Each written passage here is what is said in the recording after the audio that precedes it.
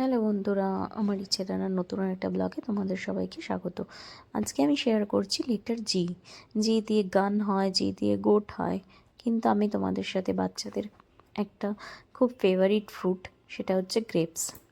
তো আজকে আমি জি ফর গ্রেপস ড্রয়িং করব। গ্রেপসটা ড্রয়িং করাটাও খুব ইজি, আর এটা বাচ্চাদের খেতেও খুব পছন্দ, তাই বাচ্চাদের পছন্দের একটা ফল বলতে পারো। গ্রেপসের একটাই জিনিস হচ্ছে, এটাতে প্রচুর পরিমাণে ন্যাচারাল সুগার থাকে। তো রোজ বাচ্চাদেরকে না দেয়াই বেটার। সপ্তাহে 2 থেকে 3 দিন দিতে পারো, কিন্তু সেটারও একটা কোয়ান্টিটি আছে। প্রচুর পরিমাণে খাওয়াটা ঠিক নয়, বাচ্চা বড় সবার জন্যই। আর গ্রেপসের একটা বেনিফিট বা অ্যামেজিং ফ্যাক্ট, যা ইচ্ছা বলতে পারো, সেটা হচ্ছে গ্রেপসে প্রচুর পরিমাণে পটাশিয়াম থাকে, যেটা আমাদের হার্ট ফাংশনটাকে কাজ করতে খুব ভালো করে হেল্প করে।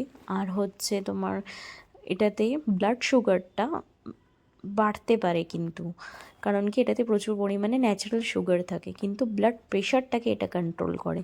আর আমাদের চোখের জন্য এটা খুব ভালো, তাই গ্রেপস অবশ্যই খাওয়া উচিত।